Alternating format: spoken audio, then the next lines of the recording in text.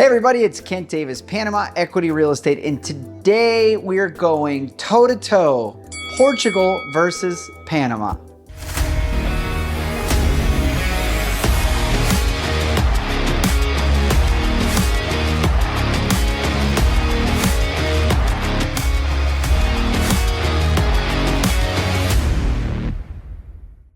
So let's get started. First of all, the weather. So the weather's nice because it's a very kind of subjective topic. You can't really form much of an opinion on the weather because, hey, the weather is what it is, right? Portugal, if you like 4 seasons, you're going to get that. Not super cold winters per se, but, you know, in some of these mountain regions or really even along the coast up north, you're going to get temperatures in places like Porto in the fall and winter as low as like 40 or 50 degrees, which is great if you want to be, say, dressing up for the winter, have seasonal clothing, mix it up a little bit, versus Panama, which is the tropics year round. So, you know, you get hot summers in Portugal, or not hot again, there I go with an opinion, you know, 80s, 90s. It can be a bit dry in southern and central Portugal. Panama, it's pretty humid. It's pretty hot. We either get rain or no rain, and figure between, let's call it 80 to 95 all day, every day, with the exception of being up on the mountains, up at elevation, or down at the beach. So, hey, weather, who's the winner? That's your call. The nice thing about Panama, though, is we do have predictability in terms of sunrises and sunsets. We're close to the equator. Therefore, usually sun is up around 6:15, sun is down around 6:15, 6:30. So you get a lot of sun all day. And we do have some variety in terms of climate, but like I said, it's raining or not raining. We do have a rainy season that's going to run through April or May or June sometimes, through about December-ish, sometimes January, and then not a whole lot of rain from like January to, let's call it, April or May, right? Okay, next thing, location. Another subjective, maybe it's objective. Yeah, one that is not super opinion-based because it is where it is. If you live in the US, Portugal is going to be about a 9-hour flight from the East Coast. A place like, let's call it Miami, maybe a little closer from New York. Let's call it 8 hours-ish. From Panama, Miami is about 3 hours away. So you also have a benefit if you are working in the US or Canada still to be on a similar time zone. Some people appreciate that. Some people could care less. Okay, now let's get into the fun ones, shall we? Quality of life. All right, so Portugal is obviously in Europe. So if you are thinking about being an expat, you are probably thinking about traveling while you're living somewhere, right? Both countries are great jumping off points.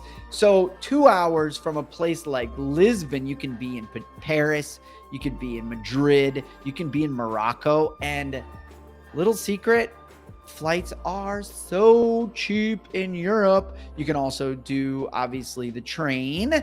But yeah, so you've got mostly Western Europe at your fingertips, all of the cultural variety that comes with it. In Panama, you've got Latin America and the Caribbean within about a 2-hour flight. So that's Costa Rica on one level, Colombia on the other side, and then fly a plane 2 hours. You can be at a lot of different places in the Caribbean, you know, Cuba, Havana's, I think about that far, Aruba, Southern Caribbean. I'm going to let you guys form your own opinion on those areas as travel destinations. What about your neighbors, the people you're going to live next to? So in Panama, it is very likely that you're going to live next to either a Panamanian or an expat from another country. Now, the difference is that a lot of our expats down here are expats from places like Colombia, Venezuela, Peru, Europe, of course, the US and Canada. Those are big expat communities here. Versus in Europe, there are a lot of Brits. There are more Americans coming. There are more Canadians coming. Whether they're going to stay or keep coming, I'm going to address a little bit later. But yeah, so that's your typical neighbor. Now, let's get into some nuances of neighbor culture mentality. Of course, you know, this is going to be rife with opinion. However, I'll insert a little fact. Panama is about 120 years old. It was founded in 1903. At the time, it was Colombia. And at the time, it was filled with French who were trying to build a canal. It was filled with Jamaicans and Chinese who had come down to build the railroad prior to that. So Panama as a country is relatively young and has always had a long history and precedent of foreigners. Why does that matter? Because Panamanians are pretty chill when it comes to foreigners. Now, if you're an American, a Canadian, a lighter skinned foreigner, you also have a bit of a reputation. And in fact, it's a good reputation. I actually saw a study a couple of years ago about Latin American countries polling the answer to how do you perceive Americans? Me as an American, I cared about it. From 1 to 100, Bolivia ranked like 15, like they don't like them some Americans at all. Canada was like, Panama was up there around 80. I think Costa Rica was like 60. So Panamanians historically have been very welcoming and comfortable with foreigners. Portuguese are, for the most part, lovely and friendly and warm and down-to-earth people. However, this concept of foreigners moving en masse is kind of new, and it creates a little bit of drama when it comes to, everything is now so inaccessible in terms of real estate, in terms of cost of living, because yes, cost of living has been driven up, especially in areas like Porto, parts of Lisbon. Real estate prices have gone through the roof in those areas, almost exclusively because of foreigners. Now, kind of similar in Panama, foreigners definitely drove the market in 2007, but Panamanians were used to that. Like before that, it was Central Americans coming down and buying before Panama was even on the map in like the 90s, Nicaragua. So that precedent creates a little bit less baggage. All right, back to less kind of political stuff. Beaches, you can swim in the ocean in Panama. You can swim in the ocean in Portugal, but it's a little cold. Panama for the win there, I think, if you're into swimming in beaches and oceans. We have both the Atlantic and the Pacific down here, although we call our Atlantic the Caribbean. And both coasts are very warm year-round. Water's great. Come on in. Traffic and drivers. Portugal's going to get the win on this one. Panamanian and local drivers can be a bit cray-cray. You can get used to it. You just expect somebody to do something unexpected, so you let the road rage just dissipate.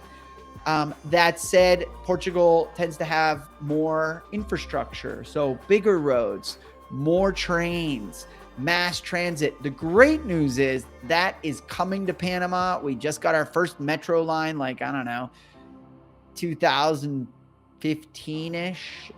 It's expanding. Our roads are expanding. And yeah, I don't know. Our drivers are getting a bit less crazy. That's a stretch. But hey, you roll with it, right? Dining out. So again, Portugal's got a slight edge just if you like to do super fancy. You've got some Michelin-starred restaurants in places like Lisbon. And Panama, the dining scene has grown. When I first moved here in 2007, you couldn't find a craft beer. There was 2 sushi places, and I visited the pho, the Vietnamese place, every day, not every day, a couple times a month for the first year of them being in business, and supported them because I didn't want them to close because that was the only Vietnamese place we had. Now, a lot of world cuisine in the city. It's expanding. You've got areas like Coronado, Boquete that also have literally hundreds of world ethnic restaurants, cuisine, right? Okay, let's talk medical in terms of quality of life. Panama has good hospitals in the city. Panama is just okay hospitals in the country. So that's what we call the interior. In the city, it's world class. Johns Hopkins, cheap insurance. We'll get into that cost of living here in a second. Portugal also has good hospitals, especially in Lisbon, Porto. As you get into the interior, they're good, but they're more, it's mostly government run, right? Because they have very accepted universal healthcare out there. And well established. Panama public hospitals, not so great. But our private hospitals are fantastic, affordable, world class. clean, big, all of that good stuff. And entertainment. So, it depends on what you're into, but Panama definitely gets fairly big acts coming through in terms of concerts, in terms of art exhibits. For being such a small country, 4 million people, Lisbon is like 10. Lisbon and Portugal might get a slight edge because you get like big names making their way through there. I don't know if like Shakira or Beyonce. Metallica came to Panama. We get it's a big electronic music scene. It's a lot of salsa and Latin music versus Europe, which is probably more varied in terms of what they're going to get. Okay, so let's talk crime for a minute. Both countries are pretty safe. Panama City, for the most part, is very safe, as is Lisbon. Slight edge to Portugal in terms of, let's say you own a single family home, kind of in a expat community or not. But it's not gated, and you leave it for like 6 months at a time, and you don't have a caretaker that's coming by or perhaps even living there. We do get the occasional break-in. You hear about it. It doesn't happen that much. Therefore, you hear about it, but it definitely happens, I think, more often in Panama than it does in Portugal. Pretty easy to prevent that, visible cameras, caretaker, etc. But yeah. People we've sort of already talked about in terms of quality of life. Feel free to leave comments. I'm sure hopefully this will rile up some people, pro and con. Cost of living. All right, so food. Both countries have pretty cheap seafood. Yes. Panama, we've got our corvina, we've got our shrimp. Beef is cheaper in Panama than it is in Portugal. Portugal, you got bacalhau, which is awesome. You got octopus. It's that colder Atlantic Ocean versus warmer Atlantic. So seafood, both places pretty cheap. Local fruits and vegetables. Obviously, Panama is tropical, so you're going to get cheaper, fresher, and I would argue some of the best in the world of pineapples. And I'm from Hawaii, so already biased, but Panama's got insane pineapples, mangoes, bananas, mandarins, and just any kind of local produce you could imagine. Fairly cheap, especially when it's in season. Same to be said for Portugal. You've got access to a lot more markets that are closer. So, like apples and kind of cold weather fruits and vegetables, Swiss chard, collards, and big leafy greens are kind of expensive in Panama. Same with dairy. Portugal's got an established dairy market. Panama is kind of nascent, like we have to export a lot. It's growing. Restaurants, okay, so let's go cheap restaurants first. The Tasca versus the Fonda. So we have what is called fondas in Panama, and it's the equivalent in Portugal called tascas. If you've ever been to Spain, you know about some tapas. It's mostly a bar with bar food, but man, good bar food. Tascas are lovely. A lot of seafood, a lot of breads. Portugal beats us on bread. If you are a bread person, now Panama gets some great rice and grains, potatoes, pastas, obviously. So yeah, there you go on some foods. Who wins? Your call. Panama's got great fondas. The nice thing about Panama is we are full of expats from Latin American countries for like 30 or 40 years. Therefore, we've got some amazing and very cheap Colombian restaurants, Venezuelan restaurants, affordable Peruvian food, which is generally seafood based, but it's got a little Asian influence there. So you can eat very well in both countries. You can eat fancier in Portugal. Portugal also produces wine. Pretty good, pretty cheap wine. Panama makes rum and beer, and it's good rum and it's good beer. Cost of living, insurance. So a lot of people get private insurance in Panama. You can qualify for public insurance in Portugal. Private insurance isn't that expensive in Panama. Family of four, we're paying about $1,200 a month. Not so bad. Great coverage, world-class gas and electricity. So Panama for the win. We're at about 19 cents per kilowatt hour versus Portugal, which is at around 25 cents a kilowatt hour. But in being a tropical climate, you don't have to run the AC, especially if you live up in the mountains or at the beach, versus Portugal. There are times of the year when you're going to need to heat your home. That could add to your overall pricing or budget, if you will. And then general labor, fixing a toilet or driving a taxi. Panama is cheaper. We have a pretty robust supply of workers in Panama, a lot of immigrants, mostly from Venezuela, that have driven the cost of labor down. Of course, you always got to be careful in any country who you're dealing with. But I would say labor is definitely cheaper in Panama. Okay, here's a little bit of one that we'll probably do a separate video on, but the cost of real estate. All right, so let's try to go apples to apples here. Panama City versus Lisbon. So let's go at the top first. Panama City, you've got areas like Punta Pacifica, Santa Maria, Costa del Este, fancy. Let's go 2-bedroom, 100 meters or about 1,100 square feet. Maybe views, whether you're looking out at the ocean or sweeping city. Let's call it city and ocean views. You've got amenities in both. We're trying to create an apples to apples scenario here. Or let's go the most expensive, Santa Maria. Brand new, high end. You're going to be looking at, let's call it around $3,000 a square meter, or about, what is that? 280 a square foot ish, $280 per square foot. So that's going to put us at around 300,000 for 100 meter, 1,100 square foot, 2-bedroom, versus a area like, Santa Antonia, Misericordia in Lisbon. Bit more expensive, especially if you go brand new, luxe, all of the amenities, etc. You get up to like 4,000, even 5,000 a square meter. So yeah, that's city and that's top end. I don't want to get too much into this, even though that's my business is real estate in Panama. But for the purpose of this video, let's talk about now beaches areas, real estate. So Portugal, it's like Algarve, Tomar, Coimbra, Portos, you get beach areas as well. Those are going to run you for a beach home, 3-bedroom, 2-bath on like a, 1,000 square foot lot or bigger, actually, anywhere from, let's call it 250 to 350,000. Of course, it varies how old it is, what neighborhood it's in. But it's actually kind of similar to Panama.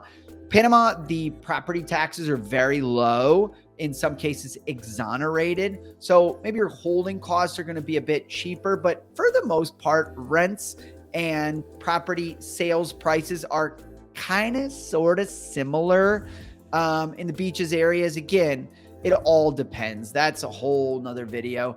One area that Panama kind of doesn't have a comparison are our mountain regions. So if you do want cooler climates, we've got Altos, Del Maria, El Valle, Boquete, where you're going to get some cooler temperatures. Of course, Portugal, you're going to have cooler temperatures baked in even to beaches areas, but they don't have a whole lot of like mountain towns where expat communities have formed. Okay, immigration. So government bureaucracy is always tricky anywhere. Word on the street is that things take a bit longer in Portugal than they do in Panama. Now, here is the X factor. Panama's got, we just rolled out a golden visa, which is like 300,000 purchase up for the next 2 years. And then it goes up to 500,000. Portugal had it, but my sources tell me that is disappearing. So that could be an interesting dynamic for the future of the Portuguese real estate market. I'm not an expert on that market per se, but just speaking in terms of how long, how much options, you don't have a whole slew of options in Portugal. Panama, on the other hand, we've got 3 or 4 that most of our clients generally gravitate towards. The golden visa is new. It's like 2 years old. That replaced the friendly nations visa, which was arguably a bit more attractive, may come back, didn't require a real estate purchase. We've also got the pensioners visa, which does not require you to purchase anything, but rather have a fixed income. Portugal has something similar. Both have similar income requirements. It's around $1,000 for one, $1,500 for a couple. And the cool thing about Panama is they offer a ton of discounts to pensioners, both local and foreign. So, from 10 to like 15% off. There's hundreds of videos out there on this. So you can get into that a bit later. Banking. So banking in the EU is, I would say, a bit easier in Panama. Than Panama. You go to the Bank of Panama, plan on spending at least an hour there. You get up a bank account set up. It might take a while, like a couple days for them to confirm and a couple visits back to get them one more piece of paper. So Panama's a bit tricky in that regard. However, people not from the US, because in the US, we've got, I don't know what it's called, but my dad always said death and taxes. You can't avoid it. I'm an American. But for those non-Americans that might be watching, and of course, there's always a foreigner and income exclusion, which I think is around 120 these days for an American. However, what I can tell you is that a huge reason that people have been moving to Panama forever, non-Americans, is this whole territorial tax system, which is like, hey, if you make money outside of Panama, we're not going to tax it. So Panama's winning there, I would say. Taxes in general, Portugal's got a 23% value-added tax or sales tax. It goes down to 13 in some instances, 6 for food. We're just at a flat 7% right now. So, edge to Panama, that 23% can be a bit of a hit if you're not ready for it. Same thing on corporate taxes. So our corporate taxes are a little less, 20%. I think Portugal's like 25. There's tiers in both. But yeah, so guys, golly, if you made it this long, you're awesome. I'll do bonus if you want to keep watching as to why I decided on Panama. So I personally just appreciate Latinos. It's a different vibe. Latinos are generally very open, especially Panamanians are like, hey, how you doing? Sometimes, Europeans can be a bit more straight-laced and like, what are you about? Show me your business card. But hey, that's, again, we're getting to my opinion. I also love the ocean. I like to be able to swim whenever I want to. It's an hour away at any one point. How awesome is that? I appreciate being in the region, closer to aging parents, closer to US-based clients. And that's about it for me. But this video is not about me. This is about you. So thank you for watching. Have a great day. Hopefully this was helpful. If you'd like to see other topics discussed or explored, please leave it in the comments. Thank you. Have a great day.